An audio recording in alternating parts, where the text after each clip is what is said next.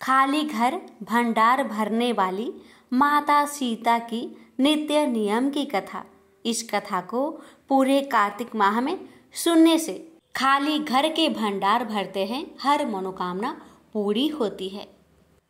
सीता माता को सिया, जानकी और मैथिली के नाम से भी जाना जाता है। सीता माता भगवान विष्णु के अवतार राम की पत्नी है। आइए भक्तों, श्रवण करते हैं सीता माता की नित्य नेम की कथा। माता सीता का 12 वर्ष का नियम था कि वे एक कथा भगवान राम को सुनाती थी, लेकिन एक बार राम जी को किसी कारण बाहर जाना पड़ा। इस पर माता ने कहा, अगर आप चले गए तो मैं कहानी किसे सुनाऊंगी। भगवान ने कहा कि आप कुएं के पाल पर जाकर बैठ जाना और वहाँ जो औरतें पानी भरने आएगी उन्हें अपनी कहानी सुना देना। देवी सीता ने बिल्कुल वैसा ही किया और कुएं के पास जाकर बैठ गई। तभी एक स्त्री आई। उसने रेशम की साड़ी पहन रखी थी और सोने का घड़ा ले रखा था।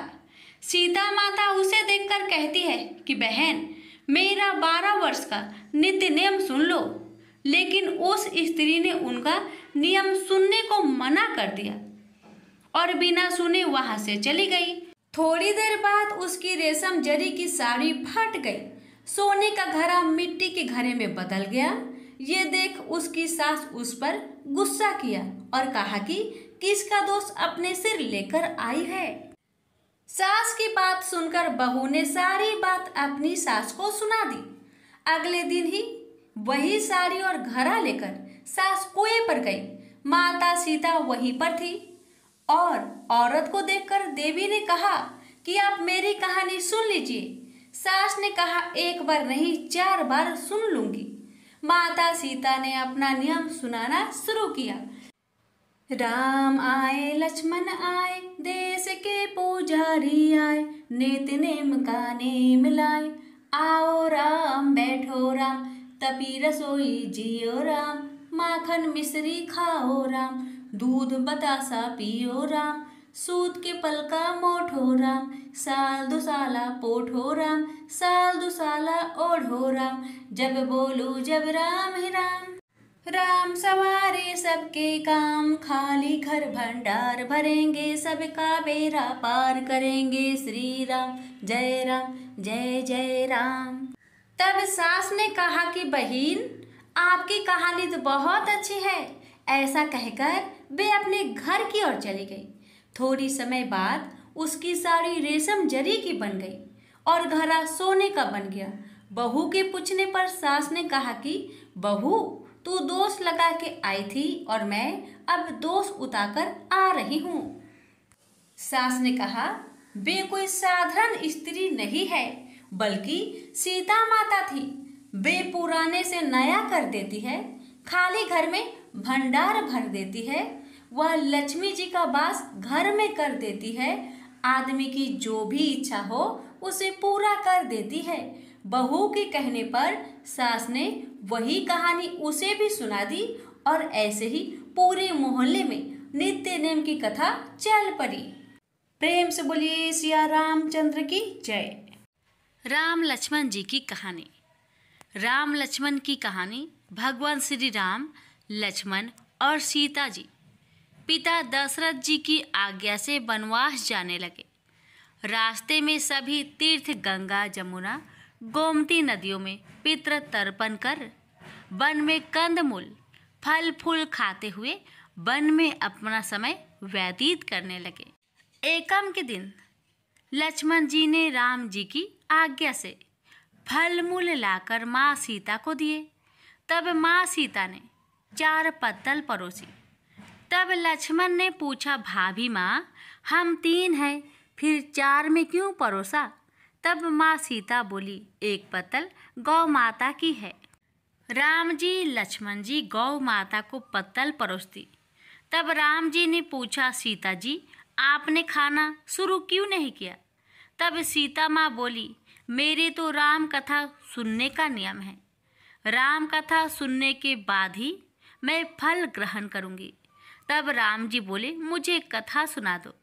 लक्ष्मण जी बोले, मुझे सुना दो। तब माँ सीता बोली, औरत की बात औरत सुने। आप मेरे पति हो, आप मेरे देवर हो, आपसे कैसे कहूँ। तब लक्ष्मण जी ने सोचा, इस जंगल में कौन औरत मिलेगी।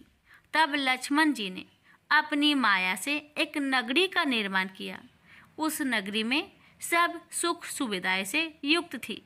उस नगरी में सब चीजें सोने की थी, इसलिए नगरी का नाम सोन नगरी रखा। सभी नगर निवासियों को घमंड हो गया। उस नगरी में कोई गरीब नहीं था। जब सीता जी कुएं पर पानी लेने गई और पानी हारिनों से राम राम किया तो कोई नहीं बोली। थोड़ी देर में एक छोटी कन्या आई। सीता जी उससे राम राम बोली और कहा कि बाई राम कथा सुनेगी।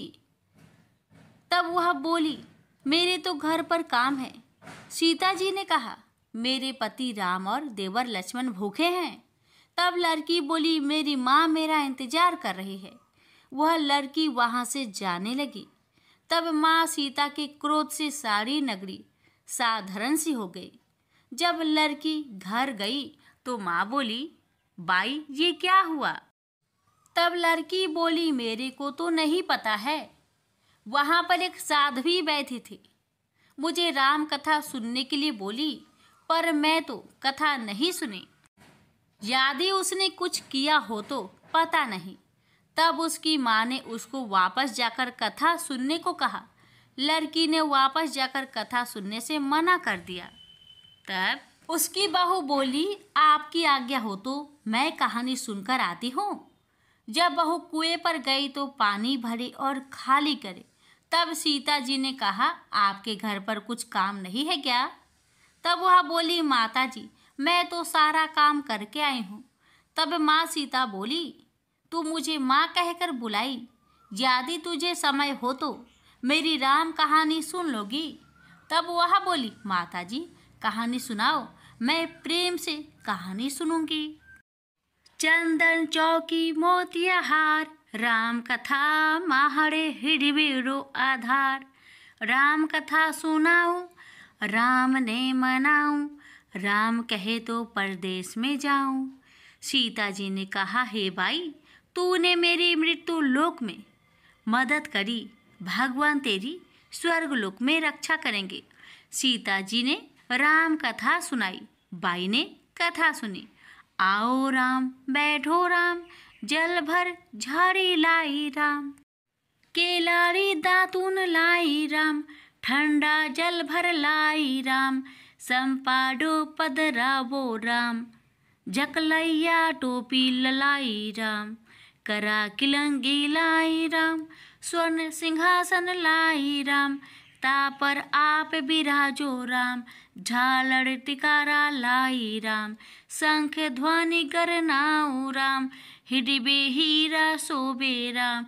निरखता मन मोहे राम, चरण शरण में आई राम। शरण आपरी ले लयो राम, माखन मिश्री लाई राम। माखन मिश्री आरोगो राम, दूध भर कटोरी लाई राम। मेवा चिरंजी परोसू राम, खाती मीठी चाखा राम। चरखो फरखो आरोगो राम, रूच रूच भोग लगाऊं राम। जो भावे सो ले लो राम, जल भर झाड़ी लाई राम। अभी आचमन कर लो राम, रे श्याम गमछा लायो राम। हाथ मुँह पोछ लियो राम, पुष्पासु सेज बिछाऊ राम। अंतरिया छिड़काऊ राम, हिगलू डोलिया डलाऊ राम। सीता जी चरण दबावे राम, सुख भर सेज पोढ़ो राम। हजार पंखा ढोलू राम, थामे राम महामे राम। रोम रोम में राम ही राम, घट घट माया विराजो राम। मुख में तुलसी बोलो राम, खाली मिजाज काई काम। जब बोलो जब राम ही राम, बोलो पंछी राम राम। पूर्ण होवे मंगल काम। राम कथा पूर्ण हुई तो सीता जी ने कहा, हे भाई तूने मेरी राम कथा सुनी, मेरी सहायता की। राम जी लक्ष्मण को जिमाया है, भगवान तेरी भी रक्षा करेंगे। तुझे स्वर्ग का सुख मिलेगा। सीता माता ने उपहार स्वरूप अपने गले का हार दे दिया। जब वह घर गई तो उसके मटका सब सोने के हो गए। सासू जी ने कहा, ये सब तू कहाँ से लाई? मैं माँ सीता से राम कथा सुनी, ये इसी का फल है। सासू जी ने कहा, प्रतिदिन राम कथा सुनाना। बाई को राम कथा सुनते हुए बहुत दिन हो गए। अब उसने माँ सीता से पूछा, इसका उद्यापन विधि बतलाओ। तब सीता जी ने कहा, 7 लड्डू लाना, 1 नारियल लाना, उसके 7 भाग करना, 1 भाग मंदिर में चढ़ाना, जिससे मंदिर बनावे जितना फल होता है। 1 भाग सरोवर के किनारे गाड़ देना, जिससे सरोवर खुदवाने जितना फल होता है। 1 भाग भागवत गीता पर चढ़ाना, जिससे भागवत गीता पाठ करवाने जितना फल होगा। 1 भाग तुलसी पर चढ़ाना, जिससे तुलसी विवाह जितना फल होगा। 1 भाग कवाड़ी कन्या को देवे, जिससे कन्या विवाह जितना फल होगा। 1 भाग सूरज भगवान को चढ़ाना, जिससे 33 करोड़ देवी देवता को भोग लगाने जितना फल होगा। अब उसने विधि पूर्वक उद्यापन कर दिया। माता सीता के पास आई। माता, मैंने तो विधि पूर्वक उद्यापन कर दिया, अब 7 दिन बाद बैकुंठ से विमान आएगा। गांव के सारे लोग एकत्र हो गए और पूछने लगे कि बाई, तूने ऐसा कौन सा धर्म पुण्य किया? गीता भगवत गीता के पाठ किए, हमें भी बताओ। तब बाई ने कहा, मैंने तो माता सीता से प्रतिदिन राम कथा सुनी और नियम से उद्यापन किया। तब समस्त ग्रामीण राम कथा सुनने की जिद करने लगे। तब बाई राम कथा कहने लगी और सब नर नारी सुनने लगे। राम कथा संपूर्ण होते ही समस्त नगरी सोने की हो गई। बाई ने कहा, जो कोई राम कथा सुनेगा उसको मेरे समान ही फल मिलेगा। सब राम लक्ष्मण की जय जयकार करने लगे और विमान स्वर्ग में चला गया। 7 स्वर्ग के दरवाजे खुल गए। पहले द्वार पर नाग देवता, समस्त देवी देवता पुष्प वर्षा करने लगे। देवताओं ने पूछा कि तूने क्या पुण्य किया? तब उसने कहा, मैंने राम लक्ष्मण जानकी की कहानी सुनी। तू समस्त देवताओं ने कहा, वर मांग। तब उसने कहा, मेरे तो सब सिद्धियां है, मुझे यह वर दो कि जो भी श्रद्धा व भक्ति से राम कथा, राम लक्ष्मण जानकी की कहानी सुनेगा, उसको मेरे समान ही फल मिले। सभी देवताओं ने पुष्प वर्षा करते हुए तथास्तु कहा। चारों ओर राम राम की जय जयकार होने लगी। प्रेम से बोलिए सीताराम की जय। लंकापति रावण के वध के बाद जब अयोध्यापति प्रभु श्री राम की कीर्ति दूर दूर तक फैल रही थी और वह मर्यादा पुरुषोत्तम कहलाने लगे, तब एक दिन महादेव शिव की इच्छा भी मर्यादा पुरुषोत्तम श्री राम से मिलने की हुई। पार्वती को संग लेकर महादेव कैलाश पर्वत उतरकर अयोध्या नगरी के रास्ते चल पड़े। भगवान शिव और माँ पार्वती को अयोध्या आया देखकर राम जी बहुत खुश हुए। माता जानकी ने उनका उचित आदर सत्कार किया और स्वयं भोजन बनाने के लिए रसोई में चली गई। इस बीच भगवान शिव ने श्री राम जी से पूछा, आपके सेवक हनुमान जी दिखाई नहीं पड़ रहे हैं? श्री राम बोले, वे बगीचे में हैं। शिव जी ने श्री राम जी से बगीचे में जाने की अनुमति मांगी और पार्वती जी का हाथ थामकर बगीचे में आ गए। बगीचे की खूबसूरती देखकर उनका मन मोहित हो गया।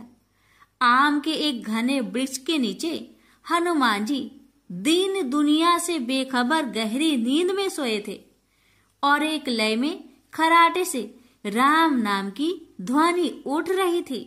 चकित होकर शिव जी और माता पार्वती एक दूसरे की ओर देखने लगे।